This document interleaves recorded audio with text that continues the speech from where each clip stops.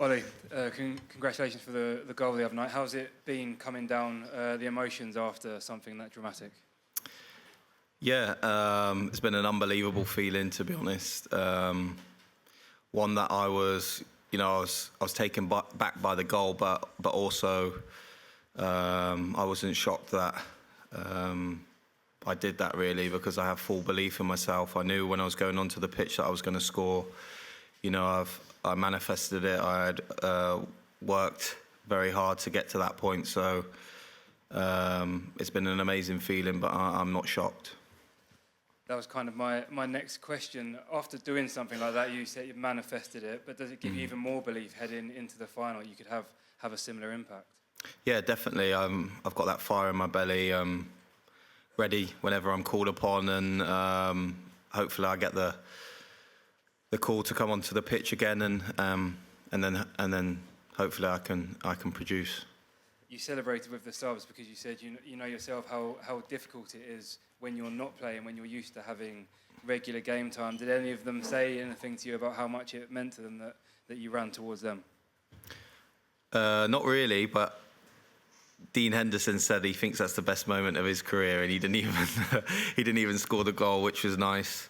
But we've been working so hard day in, day out. A lot of people don't see that, but across the season we're here on merit because everyone's had a good season with their clubs, and we're regular starters, the players that haven't been playing. So it definitely is hard to adapt, and when you're not playing, but training every day and them intense sessions, especially after winning and getting back late from games, you're up again early in the morning and back to the grind. And the boys that even haven't played a minute have had such a big part to play, pushing the starters every day in training and, being true professionals. So, everyone's together, and I think it's brought the group so much closer.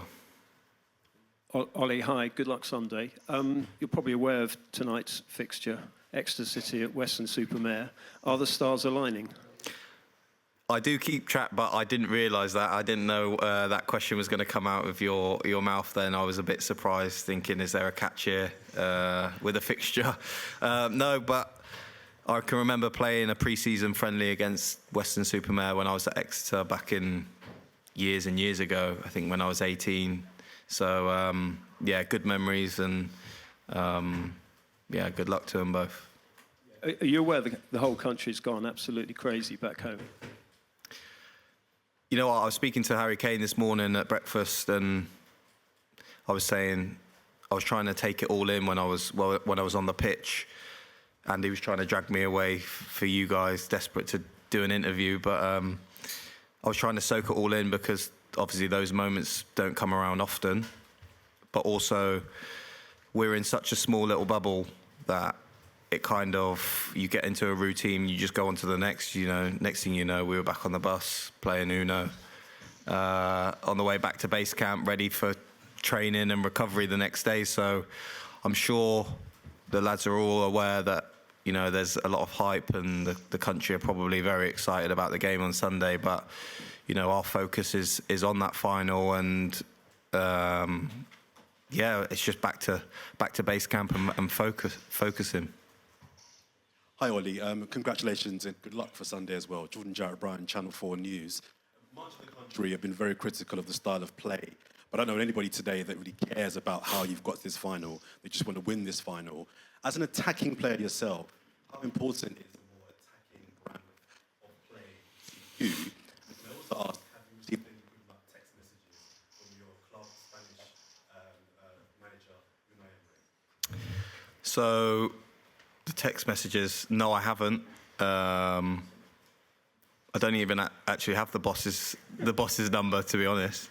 But I have had some text messages, quite a few text messages actually. But yeah, I think I was going to after that the other night. And then secondly, onto the formation and how we're playing. I feel like obviously the early stages, the group stages, we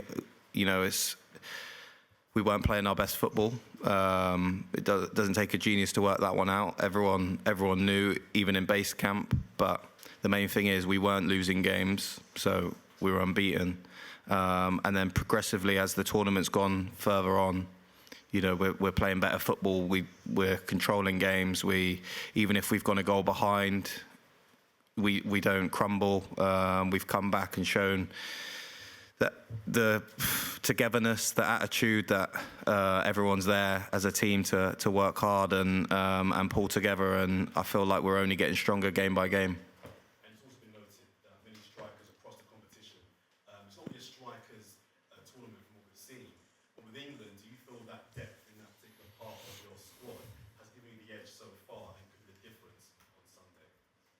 Yeah, definitely. I feel like there's 3 strikers, me, H, and Ivan, and we all have different attributes. And, you know, as a manager, I think you want as many options as possible. As much as it gives you a headache and sometimes, it's also perfect to have them options and being able to choose from, you know, different quality strikers.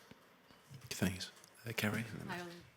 Congratulations Thank you. on the last match and good luck going into this final. I want to take you back to Newton Abbot, Newton Town, and ask you, what was the first memory you have of sitting down and watching an England match? Where were you? Who was it? I can't remember the first. I can't remember the first game or anything like that I watched, but I can remember not too long ago actually when I was in a pub with my best mate. I was watching watching the England game, an England game. I was in a goalkeeper shirt, I think a cheap goalkeeper shirt from Sainsbury's, and that was probably a good memory that I can remember. You know, being a fan and you know, just enjoying the moments. And now it's crazy to think that I'm here. I've played such a big part of us getting to the final, and yeah, it's a bit surreal, really. You talk about it being surreal. David Beckham mentioned your goal on his Instagram, compared it to his Greece goal, and you said he didn't actually tag you in, but you said his goal was better. You do appreciate that your goal has got this team into the European final, right? Yeah, I think obviously Beckham's, I just think his technique and a free kick from a dead ball situation is probably a lot harder. Obviously, granted that my goal was very special as well, and I'm not taking anything away from myself. But look, they're both iconic goals at the end of the day, and yeah, very important for our country. There's been a message from the King of England, King Charles. He's saying, if I can encourage you, the England team, to secure victory before the need for any last-minute wonder goals or another penalty drama, I'm sure the stresses on the nation's collective heart rate and blood pressure would be greatly alleviated. Can you confirm or deny the rumour that these last-minute goals are all just for limbs? No, as much as it obviously makes it more exciting, I feel like personally we don't care how we win or score, as long as the ball goes in the back of the net and we come off the pitch, you know, winning the game, it doesn't matter. And it's been announced now that whoever ties for the Golden Boot, it won't come down to assists. There will be Golden Boots for every player tied. How much of an incentive is that for everyone in the camp as well? Yeah, I think obviously as an attacking player, you want to score as many goals as possible. Them achievements are great, individual, but I think everyone's focusing on the collective award, which is, you know, the team one, and to win the competition, and everyone's got their eyes on that. But yeah, we need to respect Spain because they're a very good team. But you know, it's going to be a difficult game, but you know, we need to focus on Sunday. Hi Ollie, congrats on your goal and on being in the final. Aralas from TV2 Norway. You're facing Lamine Yamal on Sunday. He's turning 17 tomorrow. Do you remember what you were doing on your 17th birthday? I definitely wasn't preparing for a final, I can tell you that. You know, he's an unbelievable talent. Everyone's seen what he can do.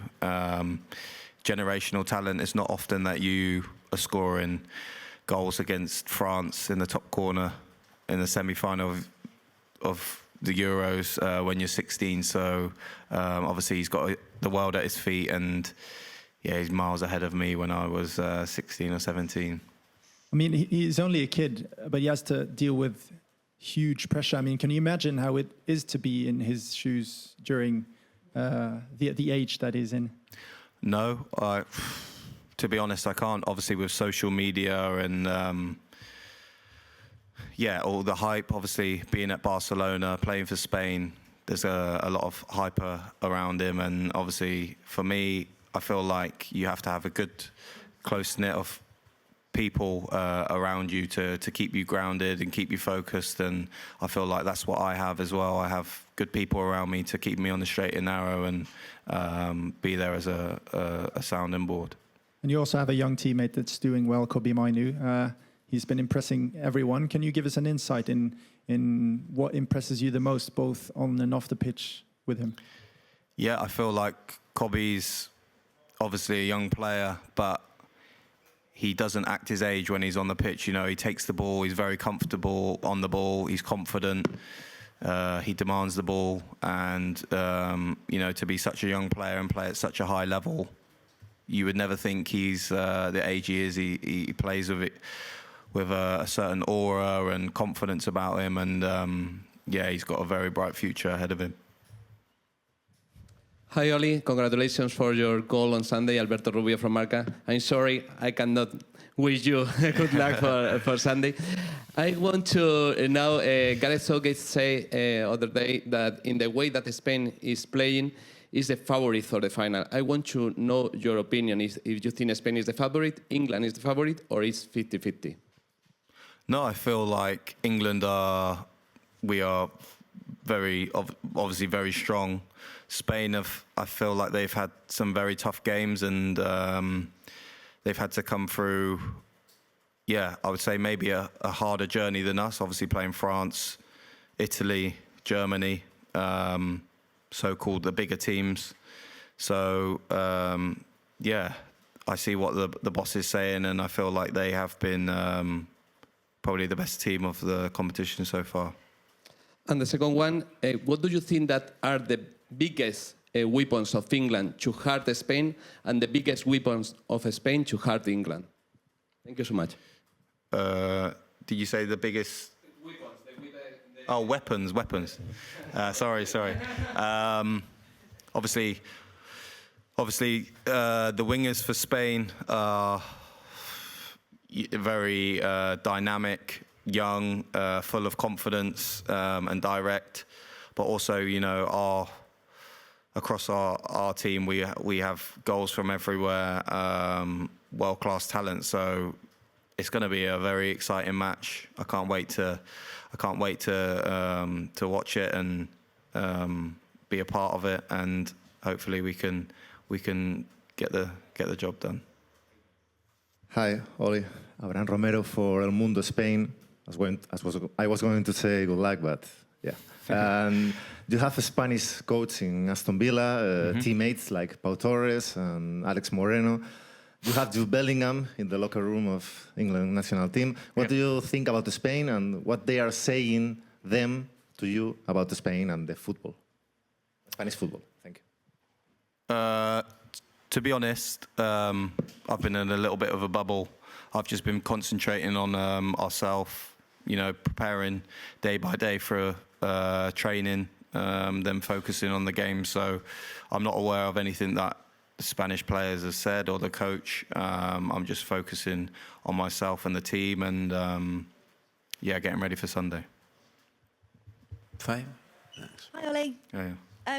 Kyle Walker just listed your goal as his top moment of the Euros so far. When did you first watch it back? And also, when you talk about manifesting it, how does that process work for you? I think I watched it quite a few times when I got back to base camp. You know, it was I just had to. I always watch my goals back. You know, even my goals for Villa whenever I've scored against someone. But that one, I think I watched it quite a few more times than normal. And then, yeah, manifesting it. I feel like there's been a lot of things in the process leading up to it.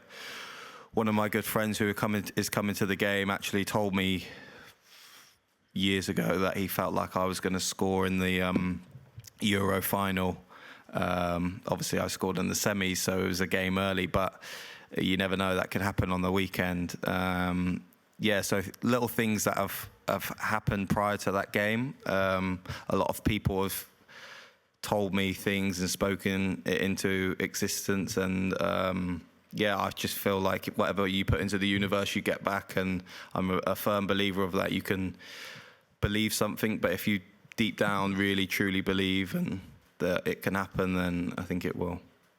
We had a caller on TalkSport earlier on today who said he refereed you when you were on loan at Western-super-Mare. It was a really lovely anecdote that he gave. Are you aware of how inspiring your journey has been?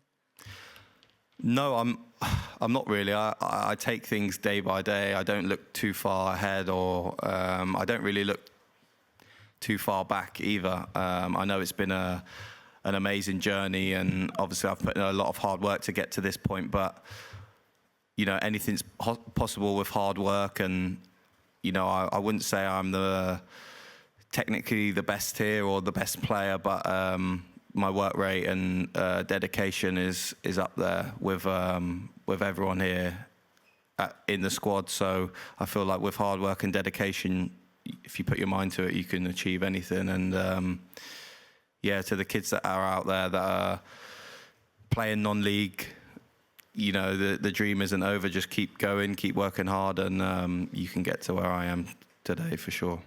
You are one game away from lifting the European Championship trophy, which is incredible. We've been asking all the players what they'd do if they won the Euros. Phil Foden says he wants the whole team to spray paint their hair in a St George's flag. Kyle Walker has just said he wants you all to get a tattoo. It has to be exactly the same one, done by the same tattoo artist. Yeah. What would you do if you win the Euros? See, I'm not. I haven't got any tattoos, but I think I'd join in on that one. I think I'd go for the tattoo one. Yeah, I think it's good. Andy here has been setting up a game of. If you watch the TV program Traitors, another thing we've been playing is a game called Wolf. So I think I'd persuade Andy to get a little wolf tattoo as well. I think. Brilliant. Right, I'll keep him to that. Yeah. Thank you. Go back to Joe from Scott. Hi, Ollie. Good luck for the weekend. Can you give us an insight into how Gareth Southgate has managed to keep all of the players that have been the finishers for the games ready for coming on? Because it's clear that every substitute has made such an impact throughout this tournament so far. Yeah, I think Kieran Trippier did a good speech. You know, we presented him with Andy, was it 50 or 75 caps?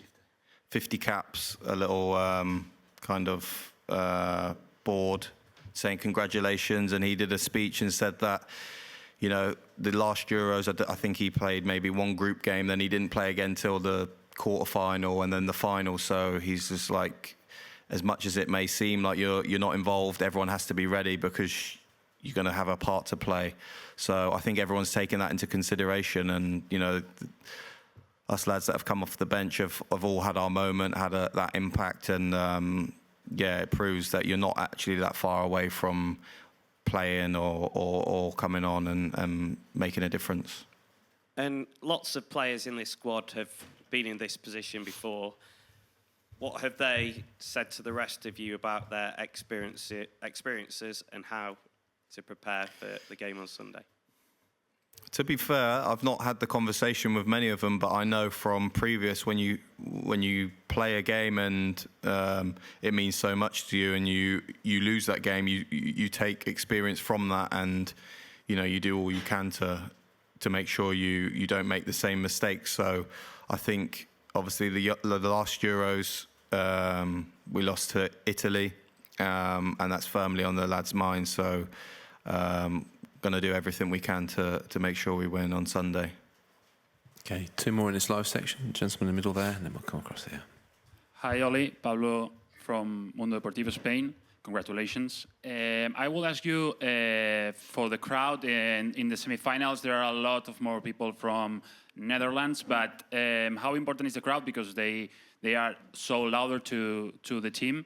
How important is in the final the crowd to the team? Yeah, I think massive.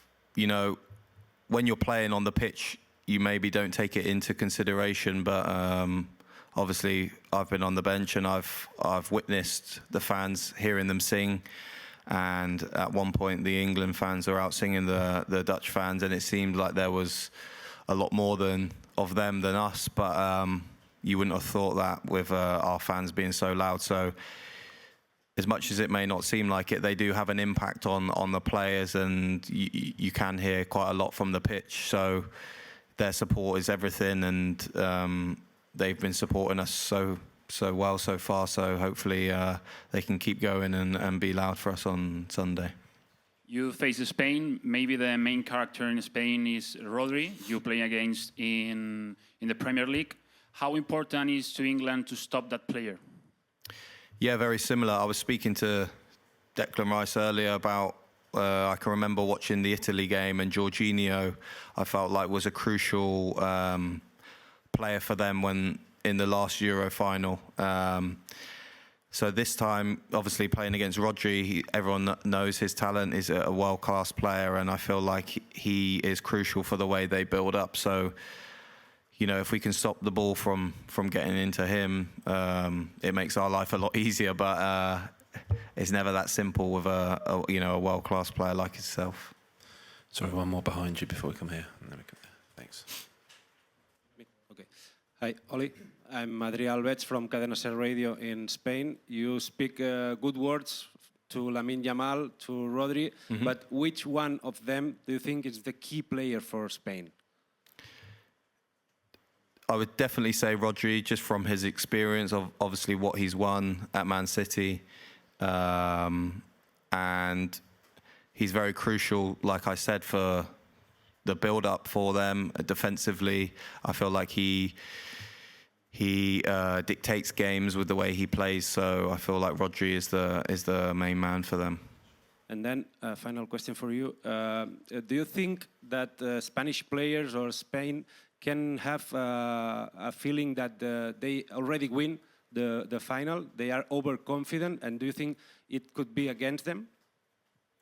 To be fair, like I said, I'm in a bit of a bubble. I'm just focusing on myself. I'm not aware of anything that the Spanish players or press or manager has said, you know, leading up to this game. So, you know, we're just focusing on ourselves, and yeah, we haven't taken anything into consideration of what they said. Okay, last one in the live section here. Hi, Ollie. Here are Aris Gabilondo from Sports Daily AS in Madrid, in Spain. We are very big fans of Unai Emery, of course. Which are the difference between Unai Emery and Gareth Southgate for you, and the similarities, if they are?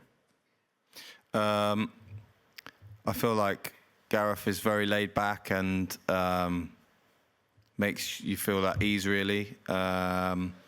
And obviously, there's a real togetherness in this squad that he's built from a long period of time. And the boss at Villa, Unai, is very demanding. You know, the meetings are a lot longer, I would say. Yeah, so both amazing managers, just with a slightly different approach